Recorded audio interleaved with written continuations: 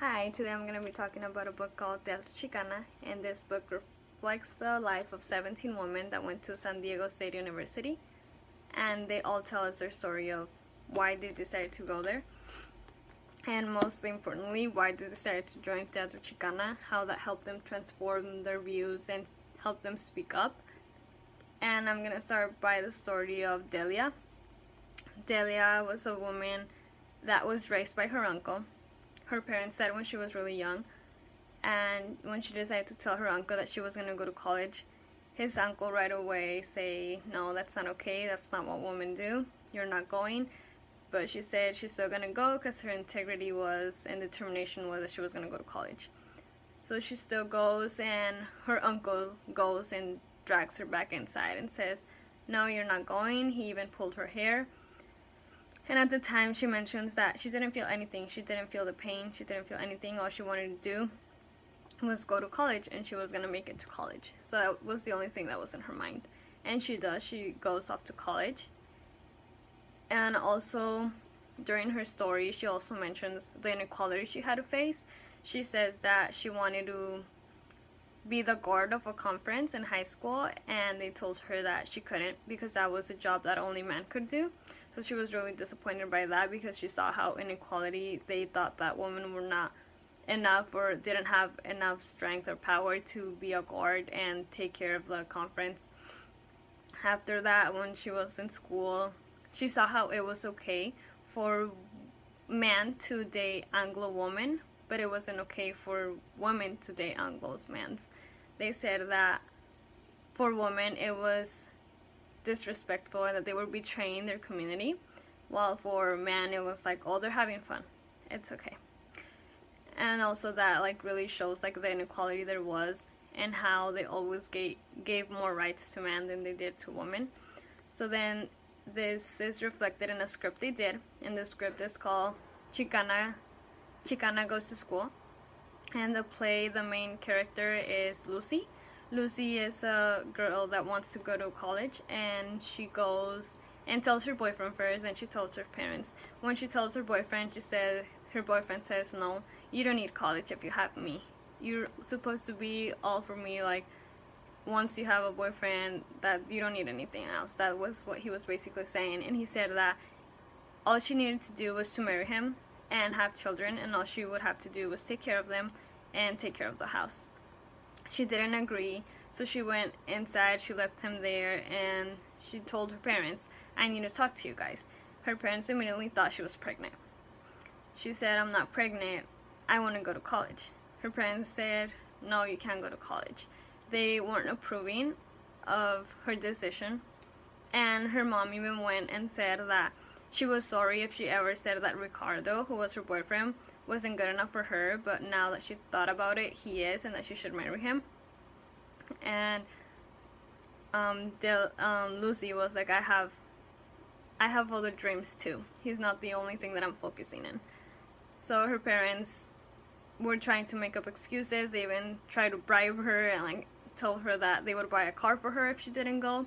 And they were doing this because they were afraid that something could happen to Delia. And even before she left to college, they said, if something ever happens to you or something goes wrong, just remember that we told you that the best option for you was to stay. So Delia goes to college. She still makes it through, and this just shows a sign of how hard it was for a woman to get an education, and the perspective that men and women had for themselves was really low. All they wanted to do was like be a stay-at-home mom. And that was my first theme, women's inequality and how hard it was for them to get an education. And my second theme was raise awareness of civil rights. It was really astonishing to me that while women were trying to fight for their equality, they were also trying to fight for everyone else's equality. And women always think about everyone else, not just themselves. And this was something really beautiful to see, because I always thought about women as the roots that hold the trees and let them flourish, and this just proves my point. And so the first one is that they started to speak up and use their voices they would go out and say que viva la raza, que viva la chicana, and boycott grapes, boycott lettuce, boycott Safeway. And they were doing this because they really wanted people to know about the United Farmer Workers' rights. They were really passionate about Cesar Chavez and what he was doing to give people the rights they deserved. And also there's Gloria. She was really inspirational because she talks about how she comes from a small place that's called Calexico, and she comes from there, and 80% of the students from there that graduated during that time would go to college. And she said that this was only because most of the people there was a majority of people there that were Hispanics. So there was Hispanic teachers, one of the mayors was Hispanic, and they would get a lot of encouragement. So this was what she wanted to do in Teatro Chicana, give encouragement, because if we have encouragement, there's always we know that there's someone that believes in us just like we believe in ourselves. And so that's why she wanted to join. They also mentioned the Vietnamese War and how there was many Hispanics that went and fought for that war, and how they wanted people to know that Hispanics have given their all for this country, and this country, it wasn't responding to them the same way that they responded to them. And it was just really beautiful to see that Chicanas, even though they were facing their inequalities and their issues, they were still looking out for their community. And in the Infinite Divisions, this reflects the Chicana Renaissance with the 1960s and the 1970s, because this was when Chicanas spoke up to public, and they spoke up like what they thought. They had been having feelings obviously for the longest time, but it wasn't public until around that time. And that's when they started making movements and started fighting for the rights and equality, and started having like higher perspectives for themselves, like going to college, getting an education. And as I read this connected to a play that I saw, the play Los Vendidos.